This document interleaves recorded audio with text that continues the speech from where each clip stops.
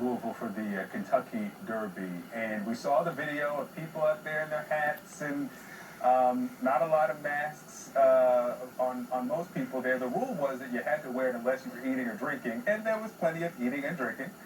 But are you concerned about what we saw over the weekend? I mean, this is why people got vaccinated, so they could do things like this. I will say, on the positive side, they did significantly restrict attendance to about 30% capacity. A lot of the Derby activities were outside, and we know that being outside is typically a low-risk environment. So for those people who weren't wearing masks at all or weren't wearing their masks properly, I just hope that they were vaccinated. Let's talk about for a second what's happening in India. It's just shocking. Our Clarissa Ward is there on the ground. She's just been showing us the most gut-wrenching videos of what's happening in the hospitals.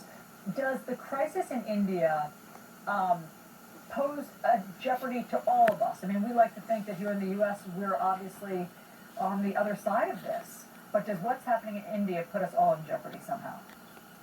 You know, I think what's happening in India is definitely a danger to everyone else across the world. But aside from it being a danger, it's a big red flashing warning sign. What's going on in India right now is a combination of what complacency and poor vaccination efforts will get you.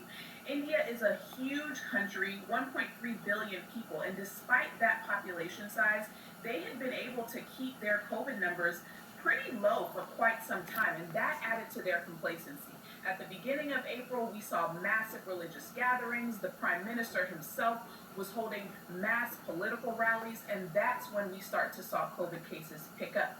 They vaccinated 150 million people with their first shot, but when it comes to the second shot, only 26 million people received it, so only about 2% of is fully vaccinated. Those are the kinds of things that are contributing to the surge over there and the warning signs we need to heed. All right, Dr. Bissett, thank you so much for being with us.